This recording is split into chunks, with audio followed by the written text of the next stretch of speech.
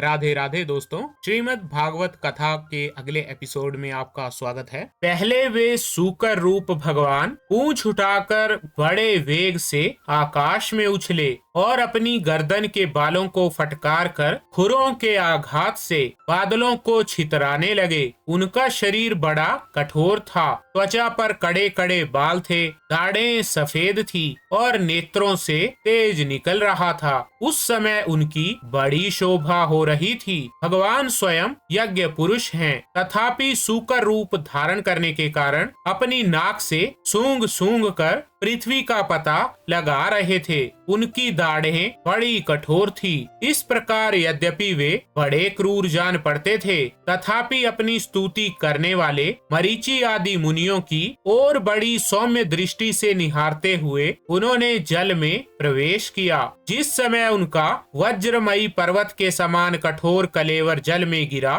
तब उसके वेग से मानो समुद्र का पेट फट गया और उसमें बादलों की गड़गड़ाहट के समान बड़ा भीषण शब्द हुआ। उस समय ऐसा जान पड़ता था मानो अपनी उत्ताल तरंग रूप भुजाओं को उठाकर वो बड़े आर्त स्वर से, हे यज्ञेश्वर मेरी रक्षा करो, इस प्रकार पुकार रहा है। तब भगवान यज्ञ मूर्ति अपने बाण के समान पैने खुरों से जल को चीरते हुए उस अपार जल राशि के उस पार पहुँचे। वहाँ रसातल में उन्होंने समस्त जीवों की आश्रय भूता पृथ्वी को देखा, जिसे कल्पांत में शयन करने के लिए उद्यत श्री हरि ने स्वयं अपने ही उदर में लीन कर लिया था। फिर वे जल में डूबी हुई पृथ्वी को अपनी दाढ़ों पर लेकर रसातल से ऊपर आए। उस समय उनकी बड़ी शोभा हो रही थी। जल से बाहर आते समय उनके मार्ग में विघ्न डालने के लिए महापराक्रमी हिरण्याक्ष ने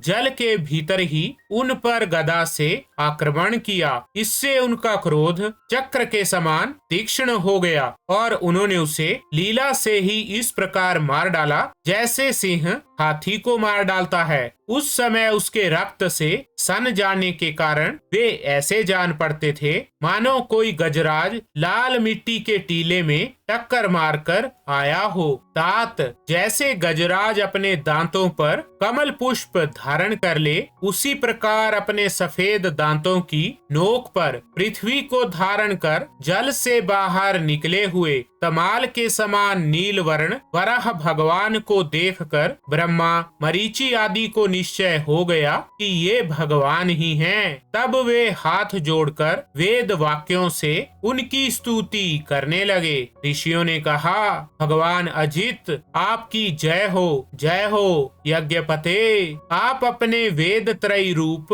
विग्रह को फटकार रहे हैं, आपको नमस्कार है। आपके रोम कूपों में संपूर्ण यज्ञ लीन है। आपने पृथ्वी का उद्धार करने के लिए ही ये सूकर रूप धारण किया है, आपको नमस्कार है। देव दुराचारियों को आपके इस शरीर का दर्शन होना अत्यंत कठिन है, क्योंकि ये यज्ञ रूप है। इसकी त्वचा में गायत्री आदि छंद, रोमावली में कुश, नेत्रों में घृत तथा चारों चरणों में होता, अधर्व्यु, उद्गाता और ब्रह्मा, इन चारों ऋत्विजों के कर्म हैं। भगवान आपको जो चबाना है वही अग्निहोत्र है। बार बार अवतार लेना यज्ञ स्वरूप आपकी दीक्षणीय इष्टि है। गर्दन उपसद हैं, दोनों दाढ़ें प्रायणीय और उदयनीय हैं। जिह्वा प्रवर्ग्य प्रत्येक उपसद के पूर्व किया जाने वाला महावीर नामक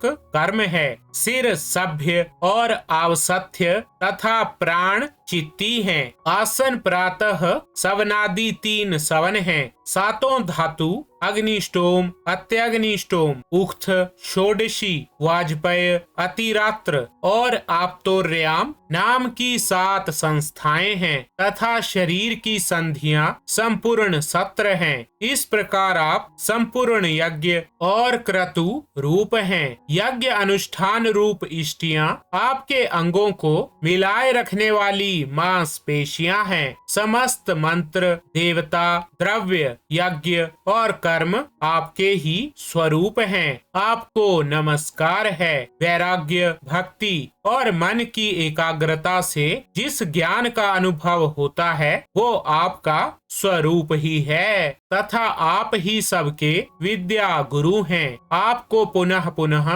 प्रणाम है। तो ठीक है दोस्तों, श्रीमद् भागवत कथा के इस एपिसोड में बस इतना ही। राधे राधे।